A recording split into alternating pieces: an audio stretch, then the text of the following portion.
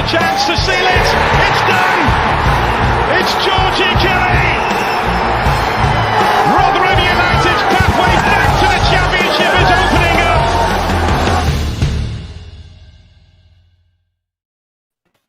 Hello everybody, welcome again to New York Talk. This is the Rotherham United podcast during the World Cup. We have a couple of things to go through tonight. We've got some England stuff, some general World Cup stuff, and finally the Rotherham stuff. We will talk about some Rotherham United stuff, but that may be difficult because nothing's happening. But we'll see what we can do. We have Mick with us, first of all. How are you doing, Michael? All well, mate. All well. You? Wonderful. Very good. Tom is back with us. How are you doing, mate?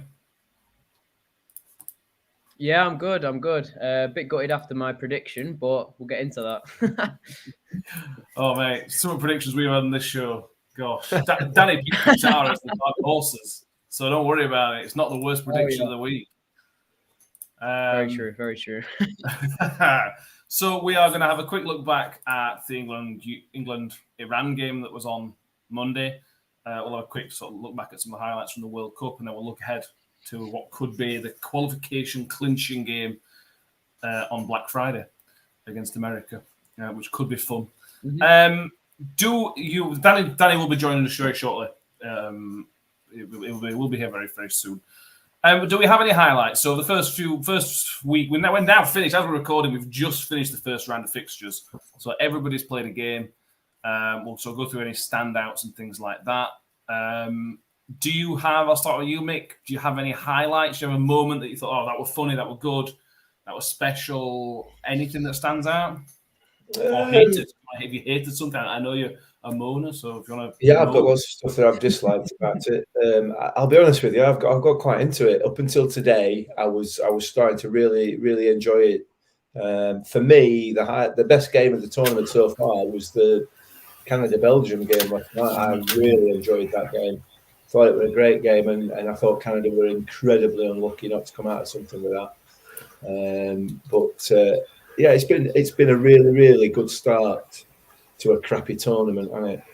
You know, it's one of them, and we'll keep going back to it, and I'm sure we will. But you know, I feel almost guilty for enjoying it. But I have to say, I've really enjoyed it up until today. So I'll come on to it. Yeah, come on to it. My highlight so far is not actually a part of the football. When Saudi Arabia beat Argentina, the second goal, the man who celebrated in Saudi Arabia by taking his door off and throwing it is comfortably the highlight. And the best thing is, if you watch it, he took it off when they scored the second goal. They could have gone on to lose that game, and he'd have been still without a door. That's how you celebrate a goal. That's brilliant. Tom, do you have any highlights? Only one I can really think of is just then in the Brazil game, Richarlison's goal. I think that's one of the best goals I've seen for a couple of tournaments. That was outstanding, and for it to come from Richarlison as well in that stacked Brazil team is ridiculous. Yeah, you know, really good goal. Yeah, good shout. Danny, any highlights of the week so far? Yes, plenty for me. Apologies, I've been a little bit late. I've been gathering my notes together because I've got the pull out from the Daily Mail, and I'm sticking to it religiously through this tournament. It's the best thing to do with Daily Mail. Stick to it. Yeah, yeah. I still think best thing for Daily Mail is to make paper mache hats because you can't read it anyway. Yeah, England is an obvious highlight. 6-2 at a major tournament. That's incredible. High scoring game in the first round of the tournament. But yeah, I'm going to agree with Tom. Richarlison's goal were absolutely incredible. Oh, ridiculous! Absolutely incredible. That could be the goal of the tournament right there. And it's come in the last game of the first round, you know. But it's been an absolute corker of a first round. We've had a fair taboos about this tournament, but Saudi Arabia beating Germany, beating Argentina, Japan beating Germany, both of which were a goal down, and they've come back from it. It's been a very, very exciting opening round.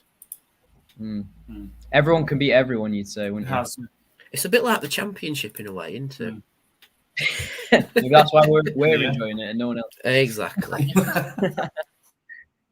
This is just the normal kind of roasted nonsense for us, isn't it? This is just what happens. It's what we're used to. Yeah, everyone beating everyone. Craziness.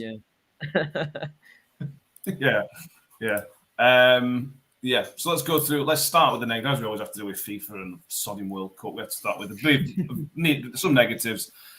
We're not going to spend too long on this because I'm fed up of talking about FIFA, to be honest with you. But I think it's important to talk about the One Love armbands that were essentially banned by FIFA. England, Wales, I think 4 or 5 other European nations wanted to wear a harmless armband that had a rainbow heart on it. FIFA said that they weren't allowed, and it turns out not only could they would have essentially banned Harry Kane and other captains that wore them. They would have given them basically a 1-game ban, not just the yellow card. That's the reason they decided to not wear it, which I suppose is understandable. Make I always come to you on these topics because you're the wiser head of the our podcast. Just give us your general thoughts on it, and your general thoughts on FIFA being hypocrites. I mean, we've said all we can say about FIFA, really, ultimately, haven't we, in the previous versions of this podcast. So there's not a lot else to say. All I would say is that in days gone by, this would have been a PR disaster for FIFA. But it appears that PR has changed completely and gone completely to the opposite end of the spectrum, and they obviously believe that this is good PR for them. So I don't know what they're doing. Nobody knows what they're doing. Nobody cares really what they're doing, do they?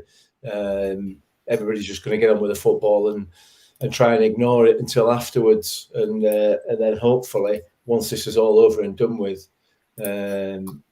maybe some countries will get together and decide that enough's enough. There's certainly been some rumblings of it. I don't know whether that's just press talk, but FIFA for me is dead in the water. Has been a long time to be honest. So yeah, it's just embarrassing.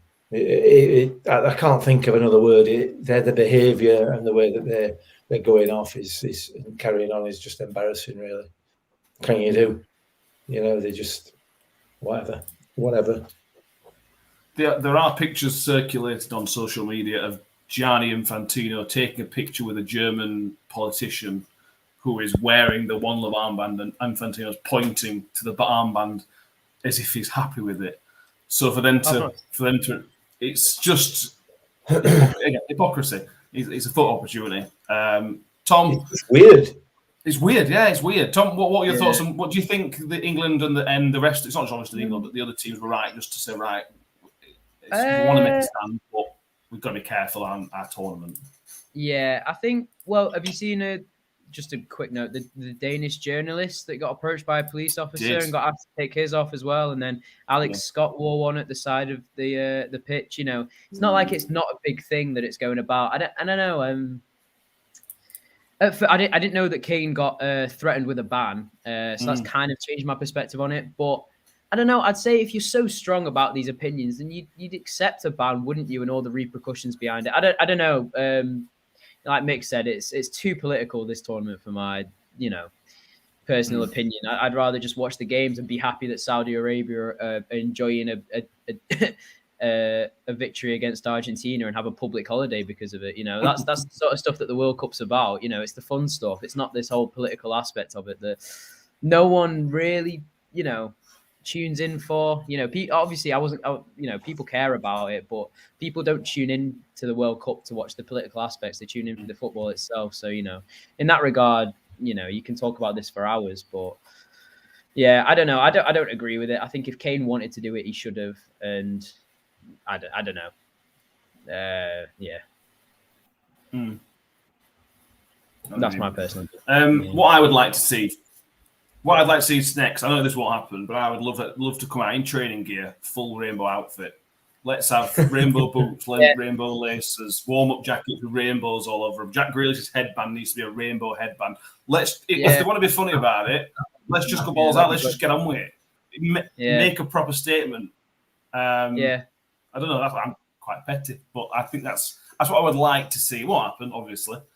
Danny, obviously the Germans did the symbolic hand over their mouth because they felt they weren't allowed to speak. The result obviously didn't help that, actually, but it's still a fairly powerful statement that there's a team that's standing up as much as they can, really, I suppose. Yeah, I saw the thing about how Manuel Neuer wanted to wear it, and I think, didn't he start the game with a yellow card? At least that's the thing that I saw. It may have been something flying about on social media about that, but I don't know how real it was because I didn't watch the game from the start, unfortunately. But yeah, I saw what the Germans did before the game with the hand over the mouth, and yeah, you're right, Matt. The result didn't really help it, and other countries have come out and criticised it, saying, well, it'd be better going out and winning the game, rather than making the statement, which is like, you've missed the point of that completely. Yeah. I can't remember which goalkeeper said it, but one goalkeeper came out and said that, and it's like, no, missed the point. So, yeah, I agree with the Germans doing that because that is how it feels. They're not allowed to have any sort of opinion, else FIFA will go, no, we're going to punish you for it, which feels a little bit totalitarian from FIFA to me. You sound surprised, Danny. Well, it seems more blatantly totalitarian than what we're used to from FIFA, shall I say.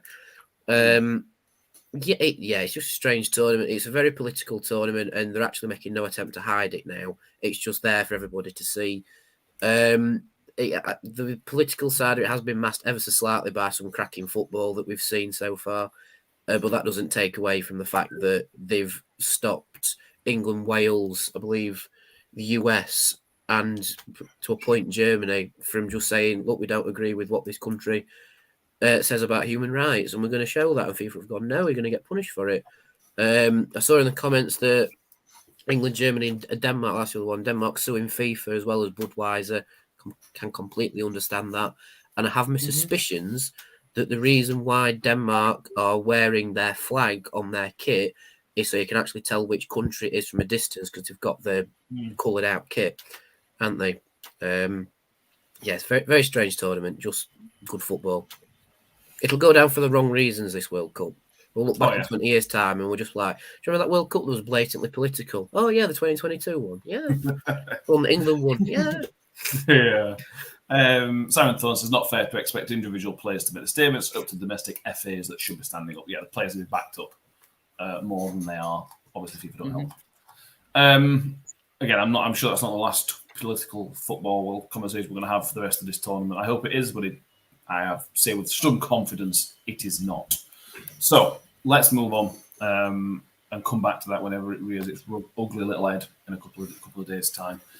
Let's go back to Monday afternoon. The second game of the tournament was England, the first favourites to sort of rock up to the tournament, really. And they rocked up to the tournament, Mick. 6-2, probably should have been 6-1, bear in mind the penalty was extremely harsh at the end, but that's another conversation. England's general overall performance was, I feel like Southgate just sort of let the lead off a little bit and just let them roam and play. Yeah, it's amazing what happens when you do that, isn't it? And it's something that England are famous for, discouraging in their players. For me, anyway, in my view, over the years. As I've said it many times before, we've had some incredibly talented players that we've managed to beat the talent out of before they pull an England shirt on. So, it is good to see them play with that sort of freedom. It would either going to be 6-1 or 6. It should have either been 6-1 or 7-2, shouldn't it? But that's something that we can come on to. I thought as an overall performance, I thought England were very, very good, very, very good, very comfortable. I'm not saying obviously Iran are not a highly ranked side, but they're no mugs. Yeah, I mean they're not a bad side by any stretch of the imagination. So yeah, excellent performance. Really, really pleased with that to open up with, and I hope that there's still plenty more left in tank. There's more to come. I think there is. Well, around our 20th, rankings-wise, England's one of the toughest groups. 4 teams in the top 20. No other groups got a level of competition. But I do agree that Iran were pretty horrific. But again, we don't know. It's difficult to know after the first game. Were England good and made them look horrific, or are they just horrific? We don't really know yet, do we? I suppose. I think you've been a bit unfair to say they were horrific. They weren't great. but yeah, You know, there's been worse teams in this tournament already. Oh, yeah. So by some distance. yeah. Yeah. Tom, who stood out for you? Obviously, with several different score scorers, but was there any couple of standout players that you think, they shone? Well, Saka got man of the match, didn't he? And obviously he had a superb game, and that was obviously recognised. I'd say Harry Maguire, just based off, he wasn't, but I thought in their box especially, he was very, very dominant, very a presence. He was very, very good. And especially when you consider his club form, you've got to take into account how well he's bounced back from that, and just give him praise when it's people. The mental strength it's took. Definitely. People heap on the criticism whenever he's crap, and that's fair enough. And people have got to turn around and say and praise him whenever he's good. And I thought he was good in this game. Maybe it's because he was with Trippier and Stones beside him that might have helped him, but. You've always got to give praise whenever someone's playing well, and obviously I thought Saka did deserve the man of the match. 2 goals, and he played very, very well. He was a danger all game, and I thought he was well deserved of that. But you got to give a special mention to Maguire, because coming back from all that and to bring out the performance that he did on the biggest stage of them all is it's a credit to him. Yeah, it's big time. John Morrell says, is Danny now going to admit that Declan Rice does actually pass the ball better than the other midfielder? I think he's referring to Dan Barlasser. No. Danny? No, don't still out on that one. Well, Danny, I assume you enjoyed it a lot. Yes, the England game was very good. Other than the people who know this one, I went to the Brentwood to watch it, and I had to go at their 25 spicy wing challenge where you get 5 wings in each flavour they've got. And I was very ill before that game because them scorpion wings, oh dearie me, not doing that again. But it set us up for a win, because whilst I was suffering on the table, England certainly weren't suffering on the pitch.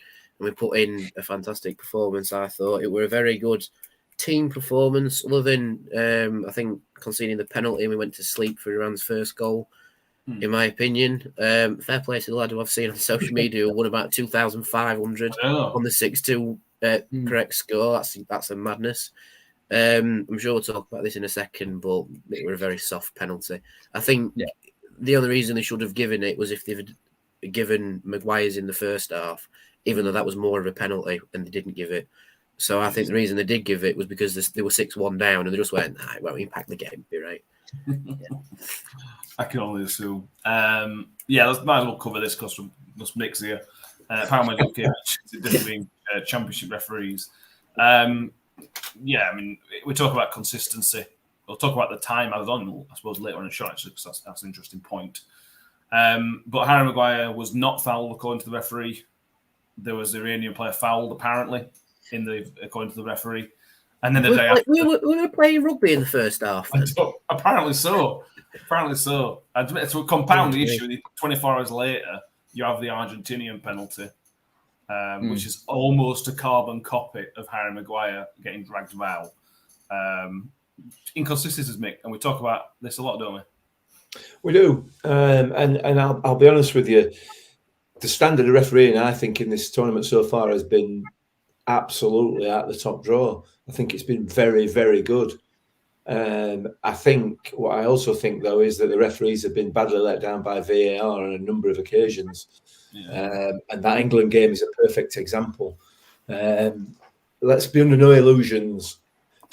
The Iran penalty was a penalty. He's pulled his shirt in the area. It's a penalty. Every day of every week. They're never given, but it is a penalty. You cannot pull somebody's shirt. If you pull somebody's shirt anywhere on the pitch, it's a foul. So it's a penalty. But how VAR can't give the penalty on Harry Kane beggars any sort of belief. Maguire. I'm sorry, on Maguire. Sorry, apologies. Yeah, on Maguire. Beggars belief, doesn't it? And what I think you'll find is that any of the contentious decisions that have gone off in this World Cup, and there's been one today, VAR are the ones that that are causing the issues. They're causing the inconsistencies. There's a couple of handballs in the Belgium-Canada game last night. One where the penalty was given, one where it wasn't.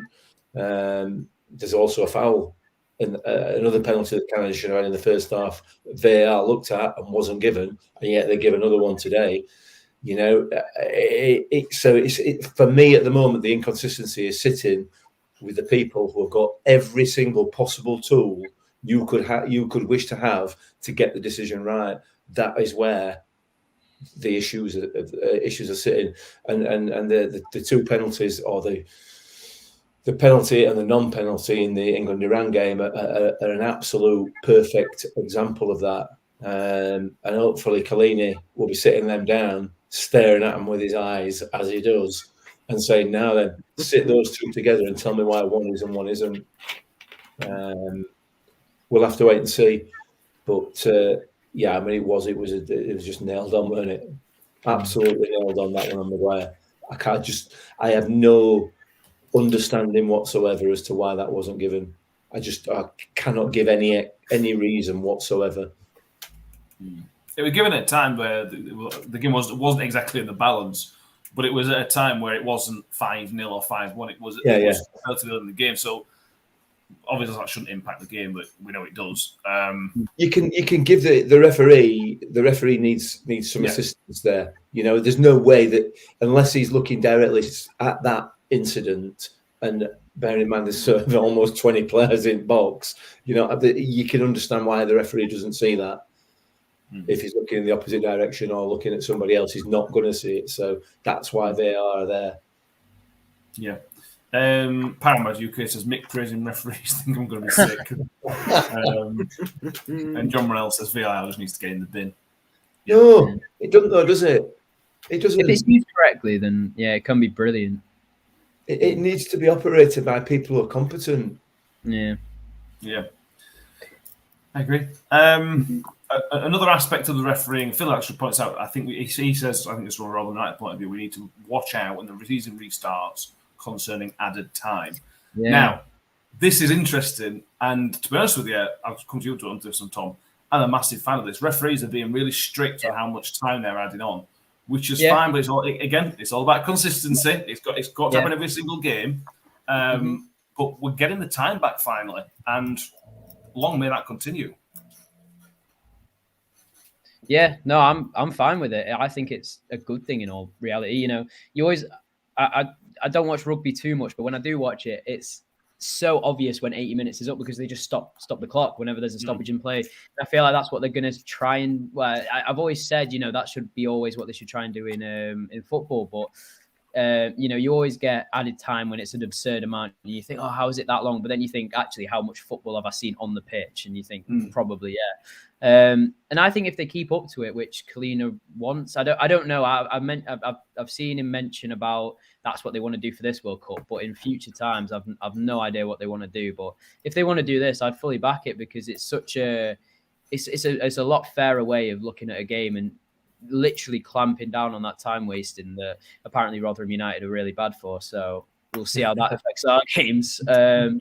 No, yeah, I just think I think it will just benefit the game. I can't see how it'd be a bad thing, you know. Maybe you'd think, you know, because 9 minutes added every game. If again, like you said, if it's consistency throughout, if it's 9 minutes added for every single game, and when you look at the game in a total, you think actually probably is about 9 minutes left to play, then it's fine. Like I don't see why people could have complaints about it, but people obviously will because football fans are never happy. Let's say that. But yeah, I think it'll be all right. I think it'll be a good thing for the game. Yeah, I don't know how much time England had added on. It was a ridiculous amount for the keeper, wasn't it? But other than that, yeah.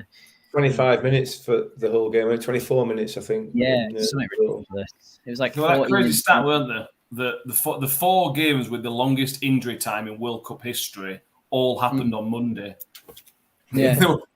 It's like that's just the whole game's been played as well in added time or something. Like 90 minutes has been added. Something ridiculous. It makes no sense, but at the same time, it makes complete sense because if you think about how much football is actually played, it's nowhere near 90 minutes. No, it's not. So yeah, the Iranian keeper. I don't know how many times FIFA wanted to show us that replay. of him getting smashed in the face, to be honest with you. And the fact they tried to keep him playing on that way, the fact they tried keeping that keeper on is insane. No, it was so bad. Yeah, Danny, just your overviews on the officiating. Like Mick said, it's been pretty good so far, but there's issues, and isn't there? Yeah, definitely. I mean, since finding out why there's been so much extra time, I sort of understand now why games taking a lot longer, because there's a lot of time wasting that's getting added on now, and it is what the I forget his name, the scary Italian man, has told the referees. That's the one. I still call him the scary Italian man because makes sense. Yeah, so he's told him to do that, so I sort of understand it now.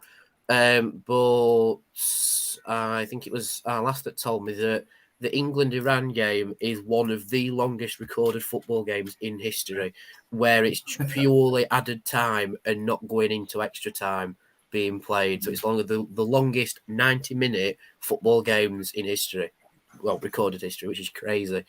I can't remember what the overall length of the match is, something like 117 minutes or something like that. We might as well have just played extra time just for laugh. Might as well go, right, you can go and have a water break and come back out. We've got another half an hour. All right, Sam. Okay.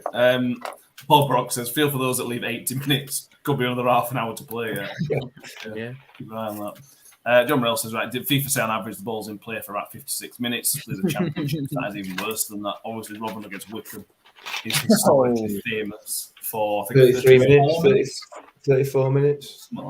Yeah. Although you have to give Saudi Arabia credit, because they've obviously gone to the Wickham school of time wasting, because they did it absolutely perfectly against Argentina, didn't they? That was fantastic to watch, and it was so funny as well.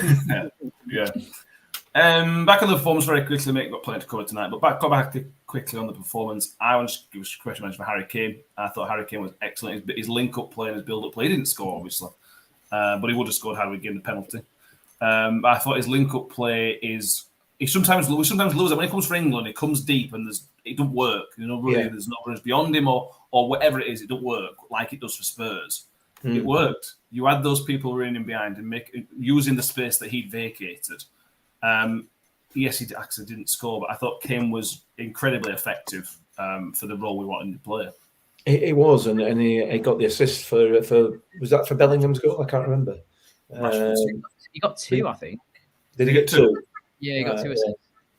You've got the players on the pitch there that are going to be able to run in behind him. If he drops a little bit deeper, you've got the players like Sterling, like Saka, like Bellingham, who are going to. He got Sterling's, didn't it? It cost him Sterling, didn't it? Or going to get themselves into that position, and lo and behold, those are the ones that bag the goals. So yeah, I thought he had a decent game. I can only pick out one player that for me contributed very little to the game, and that's Mason Mount. I didn't even realise he was on pitch for most of it, frankly. The rest I thought were excellent. Jude Bellingham. Agree. I thought Mason Mount was really good at. Actually. I don't even remember him touching the ball, so I'll stand corrected. But I don't remember the commentator mentioning his name. I don't remember seeing him touch the ball. Yeah. I don't remember him having any impact on it at all. But that's I need these. So. No, it's just because I saw a tweet about him and he was something like he was the most fouled player, he's the player with most touches in their half. It was something like that. He seemed to be very involved in the game. I'll try and get the stats up now, but I know what you mean. He does kind of ghost in games, but then when you look at the game afterwards and you think if Mason Mount wasn't there, would that have happened? It's I feel like he's quite intelligent. I don't know, but I would agree that he does ghost a lot of games, but at the same time, I feel like he does contribute a lot more than you think. And I think that like managers like Lampard, Southgate, they've all Tuchel, they've all chosen him when there's been so much, doesn't get many goals and assists. There must be something there that we don't see as fans. But I thought they were all good personally. But yeah, I think sometimes.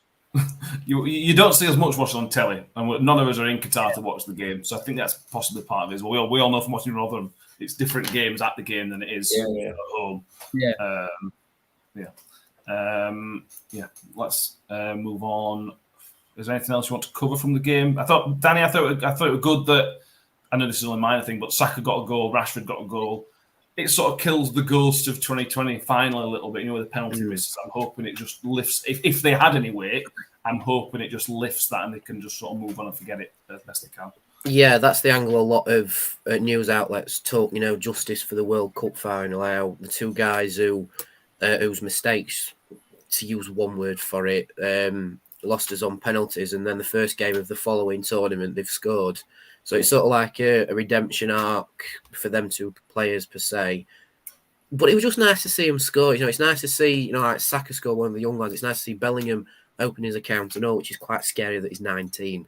By the way, he's 4 years younger than me. That's made me feel very old now. So thanks to well done.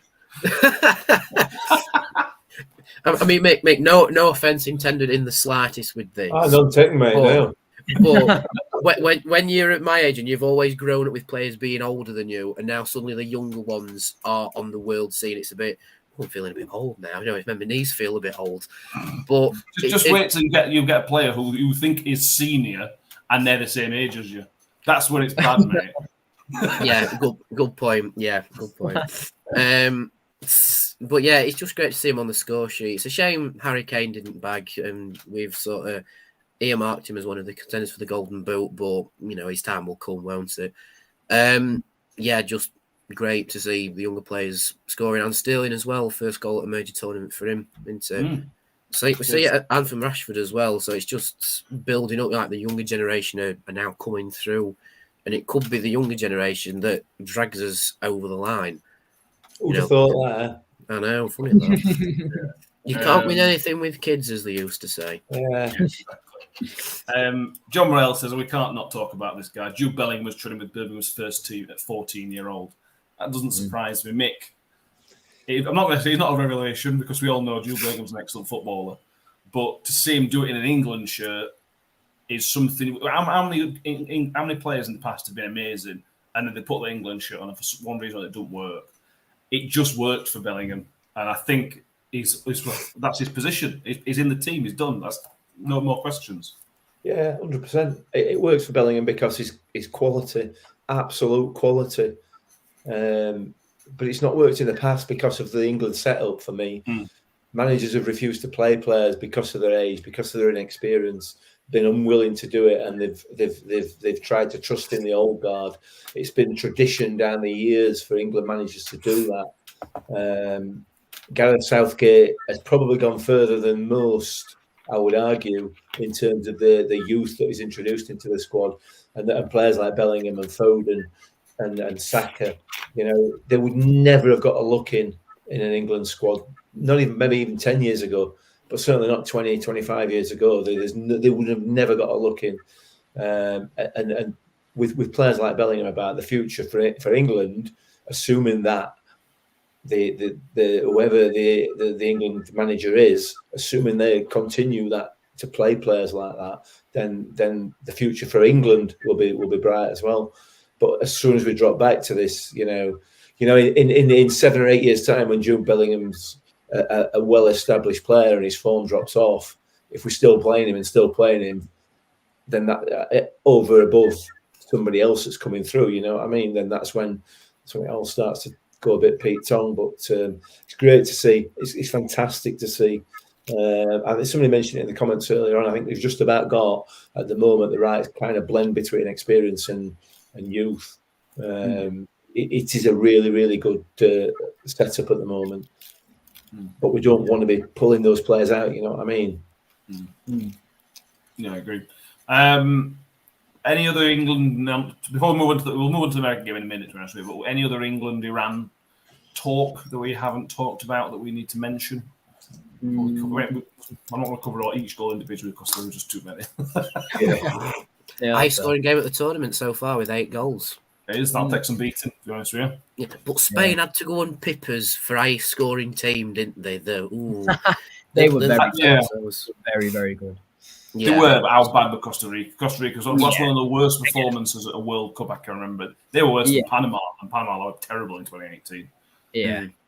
Yeah, it's the same thing again. How good was Spain and how bad were Costa Rica? It's It's that same debate. Yeah. Right, let's move on. Mick, I'm going to come to you on this one. You said it's like Leo Messi's World Cup. They got done by Saudi Arabia. Yeah. Yes, it's funny. Same as Germany losing. Yes, it's funny. Anything else to add on top of it being hilarious? Yeah, the thing with Argentina is they had plenty of opportunities to put that game to bed and didn't take them. Unfortunately, it would appear that they are pretty much a one-man team. That it doesn't look like they've got any other quality. Certainly on that one showing, which is obviously never a good idea to make a judgment on one game, is it? But they've got Di Maria, they've got Messi. Neither of them are in the same league as each other, but everybody else seems to be in a much lower league than a pair of them. Don't know. I will have to wait and see. I don't. Yeah, it is funny. It is funny to see the bigger teams lose games, because it's usually us. You know what I mean? So when it happens to somebody else, it's always a pleasant surprise. I don't know. We'll have to wait and see whether Argentina can come back from that, because it's going to be a massive psychological hit to some of those players who obviously think they are the dogs and have just been schooled basically by Saudi Arabia. So tough group. The last two games of Mexico and Poland, they're no pushovers. Saudi Arabia's your banker, isn't it? Yeah, you'd have said so. So that's tough for him. Danny, Germany losing 2-1 to Japan. The day after, 24 hours later. I don't know why, but this one felt more dramatic and I don't know, better. And I don't know why, because Saudi Arabia actually is a bigger upset. But there was just something about the Japanese that, number one, I think Japanese historically are fun to watch anyway. And for him to take such a scalp like that it was just sensational.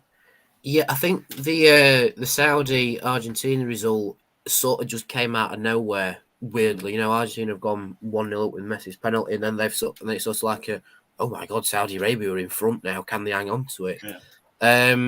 But with Japan, funnily enough, go ahead with the penalty, and then it just sort of builds, and it's like, yeah, Japan could score here, and they do it. It's like you could feel the atmosphere coming out of the television that Japan were going to go and score again.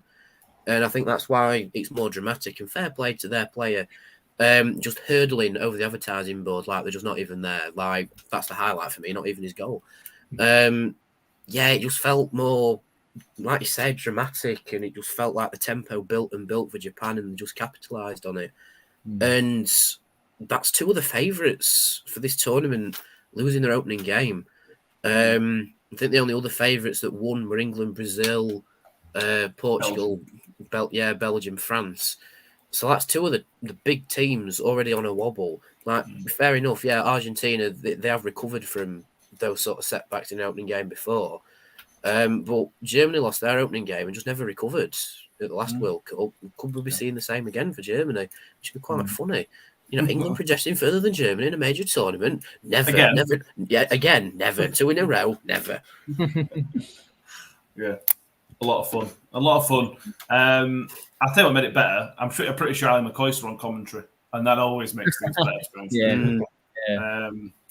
Do we have a favourite commentary duo, favourite team yet? Because I always think World Cup's quite good because you get lots of different pundits from different areas. Are we all agreeing Ali McCoy's up there as the best? Yeah, he's the best co. He's the best co. Absolutely. Yeah. Nick? He's very good. He's very you good. Don't sound very enthused by this part. I feel like turning commentary off because it winds me up. Some of it's terrible. Martin Keown for tonight. Martin Keown Brazil game was terrible. The guy who is it? I can't remember who commentated on the Wales game. What's his name? No, not the co-commentator. Clive Tilsley. Tilsley. I mean, it's just horrible. It's horrible to listen to him. I know people rave about him. A lot of people, and I've seen it on social media saying, "Oh, he's a fantastic commentator," and it honestly, it's like rubbing. It's like somebody's fingernails going down a blackboard. Not the tone of his voice, it's what he says. Honestly, I watched that Wales game. I lost count of the number of times he mentioned 1958 World Cup. Lost count of it. Gareth Bale did absolutely nothing throughout the whole game apart from score a penalty. And the first thing he says is, "It's Gareth Bale. He scores when he wants." And it's like, I just honestly, if I had hair, I'd be ripping it out. The thing is, he has got a great voice for it. His tone is brilliant. Just what comes out. It's just the words he uses that are a problem. Yeah, I get that. When he does Champions League, he always refers to that night in Barcelona, Man United winning. That's because he's a Man United fan, though, Matt. Because he's a Man United fan. Yeah, he's not great. Well, yeah, that doesn't help. Who was it who just screamed bang when Bale hit his penalty? Was that? Yeah. Was that him as well, Clive? Just lazy. It was lazy. Yeah, I agree. He does that though. When he does England, I think that's why he doesn't do the England games anymore, because it's just too much. Yeah. The problem is you end up with Sam Matterface, and that's worse. But it's just as bad. It's not just as bad; it's worse. I reckon. Right, the BBC should give us a punt of 45 minutes just to see how we'd get on with England commentary. And if we get rave reviews, then they should keep us on. There you go. That's us in a career, isn't it? The guy over the main guy for BBC is pretty good. He's solid. He's average, and he's not. He don't do anything out. Yeah, he's all right. But John Champion, Alan McCoy, ITV, they're the best duo. They go on each other very nicely. They're my favourite. Yeah. Anyway. Moving on, do we have who so far your funnest team to watch? All 32 teams have played. Which one? I saw you on this one, Tom. Who do you think you've enjoyed watching the most and you think will be fun to watch for the rest of the tournament for how long they survive?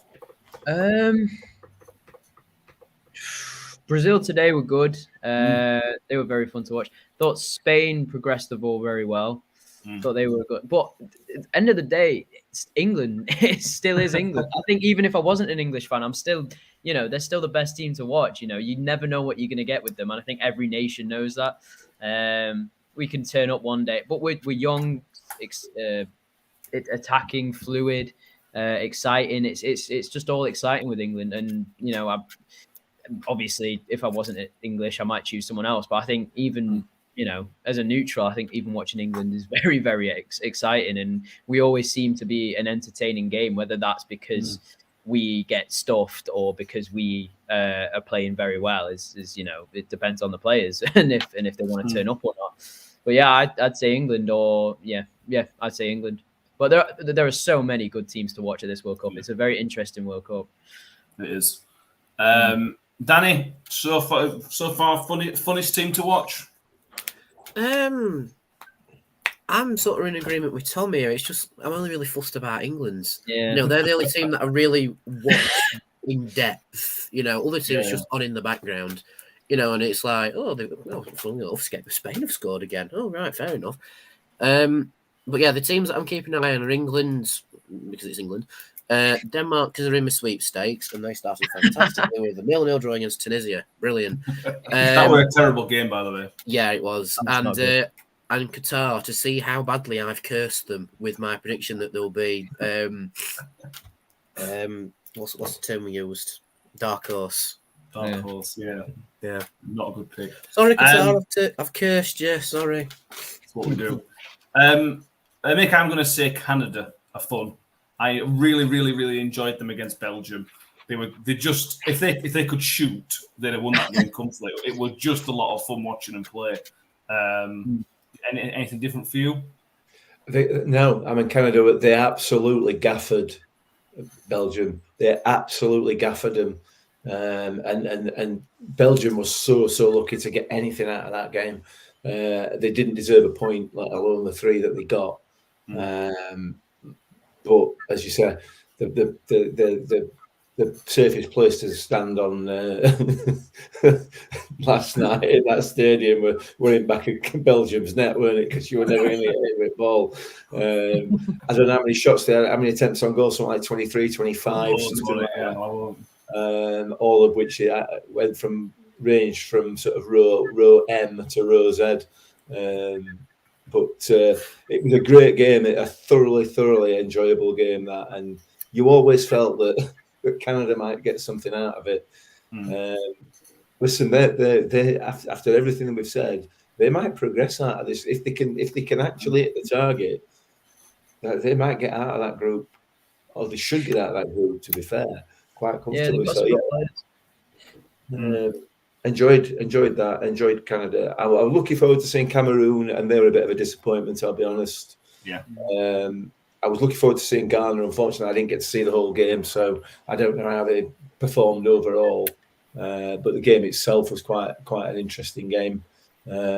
So the African teams, the sort of Central African teams, if you like, as opposed to Morocco and Tunisia, who not quite as entertaining usually as your likes of Cameroon and Ghana. So I should certainly be paying some close attention to those two next two games, because I like their style of football.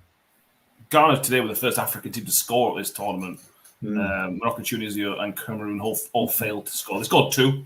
But yeah, it's not been a great start for the African teams, to be honest with you. No. The second goal was very funny as well. The celebration was just immense. How you can be 3-2 down in the 90th minute and try and go off and do Ronaldo's celebration is ridiculous. Yeah, It was class. That was class. Talk about over celebration. Though Brazil today, I know they won 2-0, and I don't have a good fan celebration almost at any time because your team celebrate, but all their substitutions ran over and celebrated with them as if it were like. Yeah, it's a good togetherness, I guess. It's a good togetherness. And knowing Brazilian teams from the past, it feels fake. Yeah, I mean, South Americans in general, and it's a massive generalization. They're very volatile.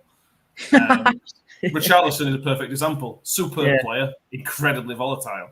Yeah, feels like it could go badly at any point. I don't know. Let's hope so. Yeah, let's hope it goes badly wrong. Archie Lambert says, "What do we think England's downfall will be?" Danny, if you had to pick a potential downfall for England, would it just be coming up against a good opponent and potentially tactics on the day? Yeah, I would say coming up against a strong team that just is somehow able to pick apart our defence, because we've heard the pundits rabbit on about how England's weakness could be their defence sort of thing. And all it takes is one good team that's really on form, and I think they'll just pick us apart. I don't think attack and midfield are the issue. I think it's just getting overwhelmed at the back. And if we can moderate that, then we should be all right, in my opinion, anyway. I think he'll play a 5-back though, won't he? When we get to harder games, he'll play a 5-back, won't he? And want that more defensive support, won't he? I think so, which is a bit upsetting, but from what I've seen of the so-called favourite teams, groups of teams from this competition, none of them have got a decent defence. Not one. No. So that it's going to be a question of who can score most rather than who can stop others scoring. John Morell's put on just a comment there about France's attack running at our defence scares him. Well, yeah, but their defence is woeful. It's dreadful. They can't. They were well. It's definitely a weakness in the France team without a shadow. Is there a good defence in the tournament though? Not that I've seen so far. It's difficult to tell because you've had the 0-0 draws. So yeah, you would argue that but all those 0-0 draws, none of those 0-0 draws, have really included any of the so-called favourites, if you like. So, I don't know, maybe one of those teams, Denmark, for example, the dark horses of the competition, might be able to capitalise on that. Yeah. I thought Netherlands' defence was good. Senegal are not an easy team to play, and it was 2-0, wasn't it? Just didn't look like scoring Senegal. Well, again, whether that's because they were poor or because Netherlands' defence was good. I thought a back three of Van Dijk, De Ligt, and Ake is a Premier League. It does look good. It looks good on paper. So I'd say Netherlands probably have a good we don't have to play it last 16. That's all I'll say, because we could obviously. Yeah. John Morell says, Brazil's defence for me looks the strongest, especially with the keeper and the midfield in front of it. Yeah, Brazil from 1 to 26, Brazil's the strongest squad. They've got massive. Well, all right, minus Neymar. They have got an Achilles. They have got an Achilles heel though, Brazil, haven't they? So that teams can well, the cheats for a start. So all you need to be doing is, I've just watched the game, so I'm only going on what I've seen. Yeah. Yeah, they are a team that you can get in their faces and they will react. They'll Yeah, bite. they There's no They'll question bite. about Yeah. that. They're Like an that insidious, insidious little team, Brazil. I'm really not impressed with them. I don't like anything about them at all.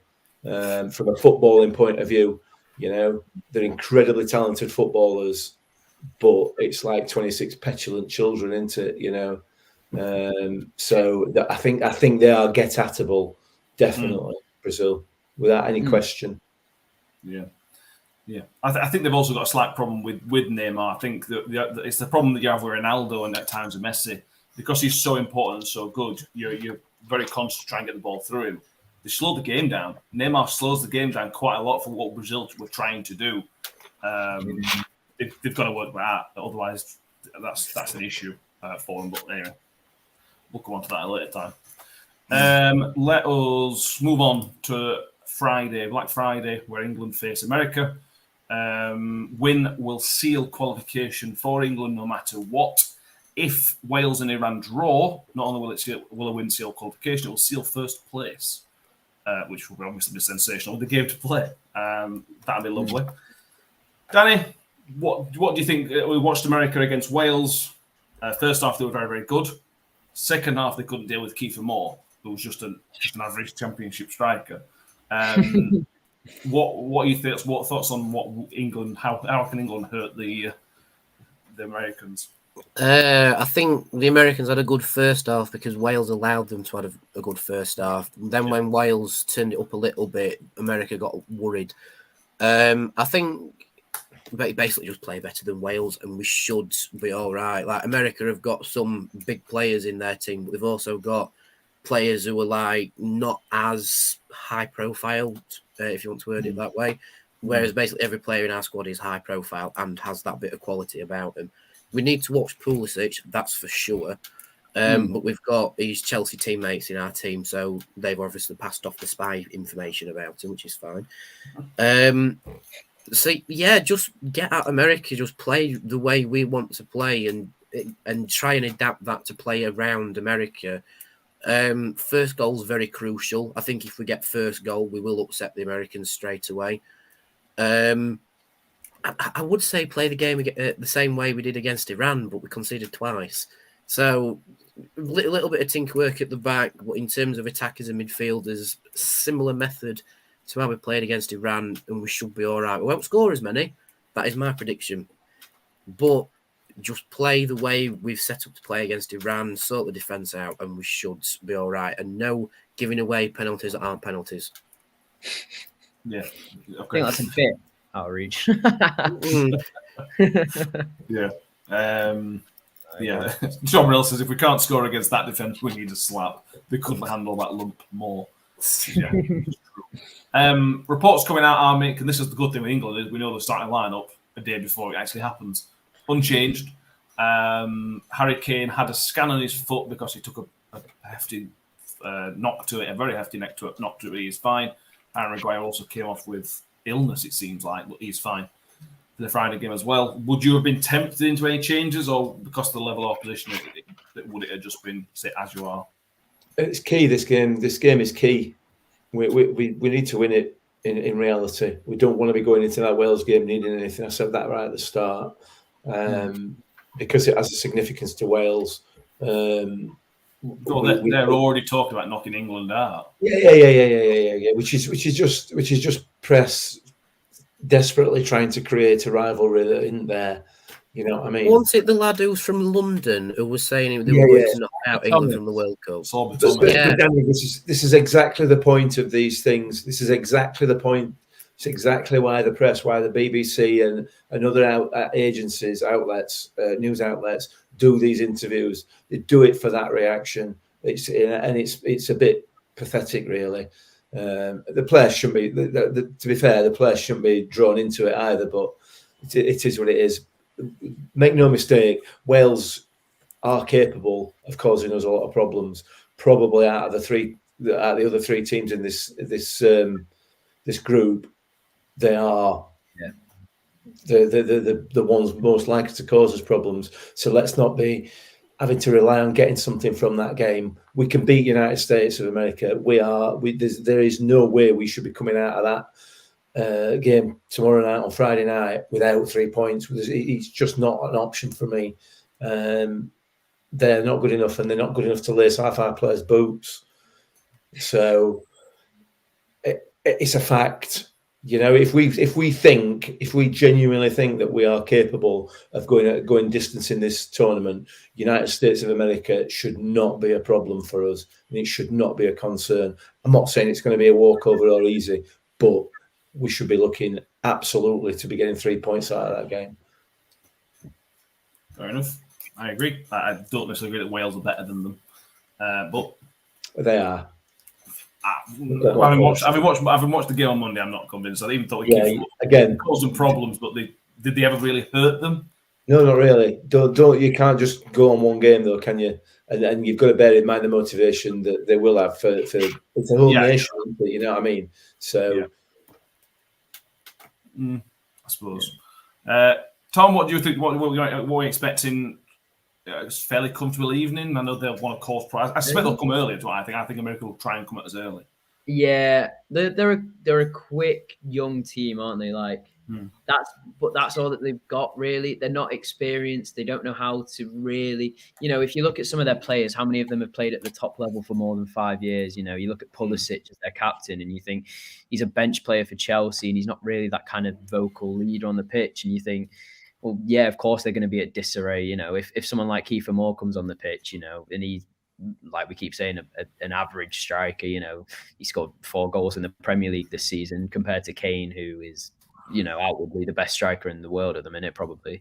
You think if they can't deal with Moore, surely they can't deal with Kane. And I just think it's because they've got absolutely no experience in their ranks, really. You know, they've got they've got exciting players, technical players, but in terms of sturdiness, and you know, it was a problem with Arsenal for years. They were technically very good, but physically and mentally not quite there. And I think that's the same with USA. I don't even think Wales really did. I think the momentum switched, and I think that's all that really happened in that game on Monday. I think momentum switched and USA couldn't deal with it. They couldn't grab a foothold back into the game. And I think, like you said, if they come out at England straight away, I think England have better resources to deal with that and then just play their own game. And then as soon as that first wave's over, I think it's just going to be all England. And unfortunately, you know, I don't want to jinx it, but I don't see a result here for USA. I don't think they've quite got that experience yet. I think they've got the quality to trouble us, but not the experience, which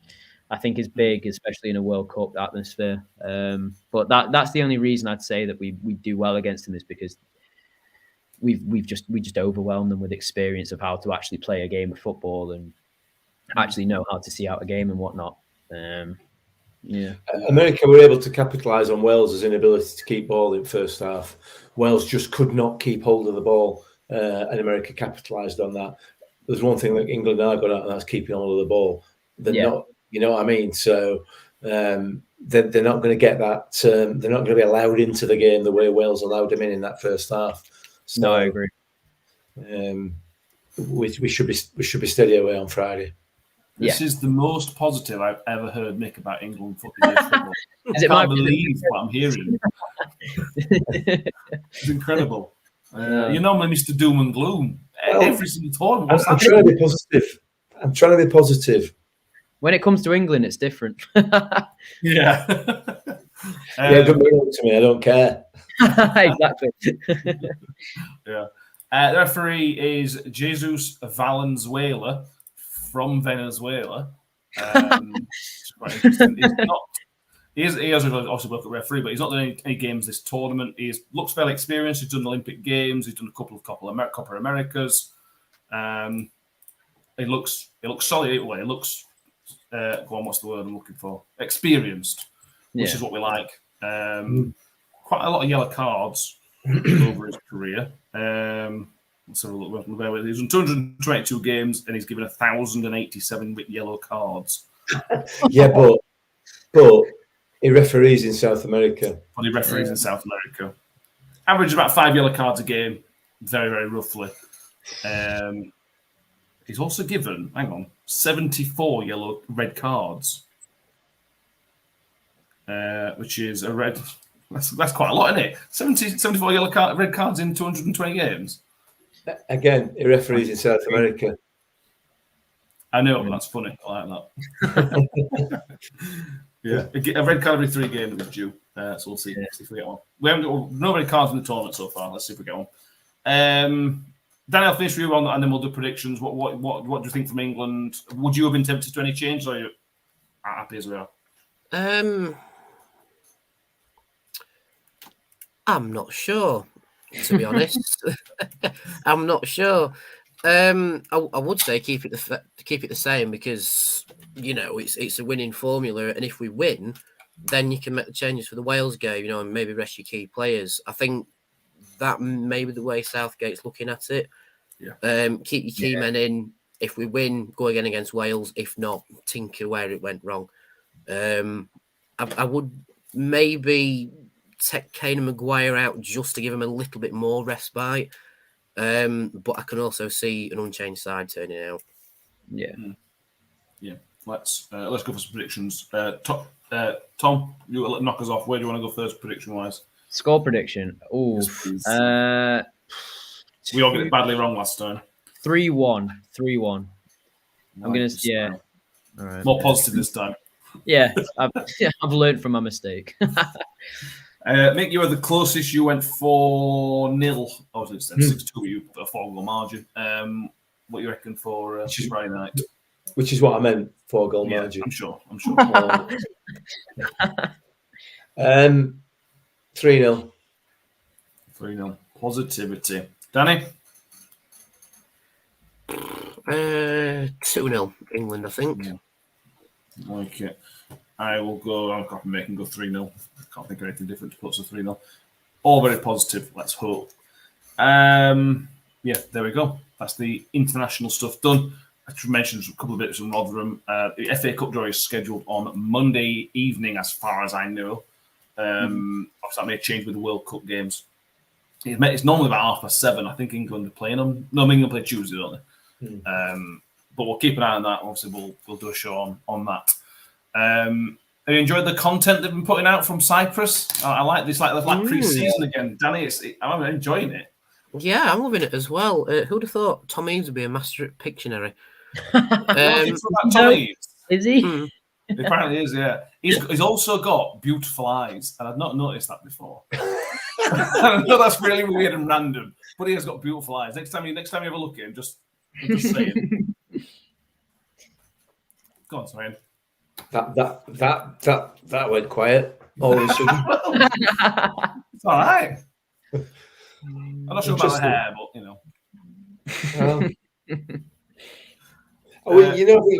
are we missing out? We're not going to talk about Portugal's game tonight and Ronaldo. I mean, you can have a minute on it, but we're already an hour and 3 minutes, and we're recording an hour later than we are. So ranting, I don't mind. No, forget it. I don't want to talk about it. I'm not bothered. He does, but it's fine. Neil Lewis has helped us out. It's 7 p.m. on BBC Two, the FA Cup third round draw. Also, we've got rid of all the rubbish teams from League 1 and 2 this time. Anything else? That one. I'm sure it will. I'm absolutely certain we will lose to a League 1 team in the third round. I am certain of it. They're not still in it, other than from down at road. They are still in it, yeah. Oh, God, better now. They're still in it. Obviously, Derby are still in it. Some big names. Some big names and bananas. Premier clubs. But obviously, I think there's 20 teams that go through 20 ties, so 20 teams that come through to meet up with the 44 that are in the Championship and the Premier League. Any other final call for any topics, any comments, anything you want to talk about? I'm all right. Cool. Just one thing. Any other United fans still listening? There are 2 tickets available for the Legends Night. So if you know anybody that wants one, or if you want one, please get in touch. They are still available. Have you seen the auction prizes that Kev Johnson's put up? I've seen some of them. They're brilliant. They are so good. I I'll get this up for anybody that's not there. This is a really sorry to anybody that's not going to it because they are really, really, really good. Let me get a list up. Bear with me because I thought I don't know. Last time we had it, they had some really good auction prizes. Danny won one of them, didn't you? Won one and bid on one of them. This season, they've got 2 home shirts signed by the squad, an away shirt signed by the squad, match-worn shirts from Washington Eves twice, Wood and Harding, are signed, obviously. A replica shirt of Alan Lee signed, a match-worn Republic of Ireland shirt from Alan Lee, a match-worn Chris Sedgwick shirt signed by Alan Lee, and a match-worn Andy Monkhouse shirt signed by Andy Monkhouse. They're incredible. That's a really great list of prizes, that. It is. Well, how come Alan Lee's signing Chris Sedgwick's shirt? Is that just? I know. I got fixated on Alan Lee, to be honest with you. I know you did. Yeah. I'm looking forward to meeting Alan Lee. I'm not gonna lie. I don't want to be there when you meet him because you're just going to be like a little baby, aren't you? You're going to be like a little child, and you're not going to be able to say anything. I am. I don't mind saying that. Alan Lee moments, one of the moments of Rotherham, so I don't mind. Yeah. It's fine. I'll have a few beers. That'll be fine. Enemy wants a ticket. Speak to me. There's two going spare. So there we go. We'll finish. We will be back next week, probably Sunday, maybe Monday, depending on we might change that around with the FA Cup draw to just fit some proper Rotherham chatting if we can. Maybe even Sunday and Monday. Or maybe even Sunday and Monday. Depends how. I mean, has your wife kicked you out, Mick? I'm actually getting into World Cup, believe it or not. I can't believe the positivity coming out from Mick. It's just a shock. I'm going to lie down. Please do subscribe on YouTube if you're not already. Please subscribe on iTunes and Spotify if you are listening audibly. Thank you very much. I said we'll be back. Danny, it's been a pleasure to have you with us, and hopefully we're celebrating qualification on Friday night. Yeah, hopefully so. Hopefully. Mick, I hope you keep being positive. I'm sure it's good for your health, probably. Possibly. We'll see. Tom, it's been a pleasure to have you back with us, mate. Thank you very much. Oh, no worries. Anytime, guys. Well, thank you, everybody, and we'll see you next time. Bye. Cheers. Bye. Ravel, vicious, but brilliant! Mule with it, Wood's got round the back, and Richie Wood has done it again! The magic man has come up with another trick! Well, here's a chance to seal it!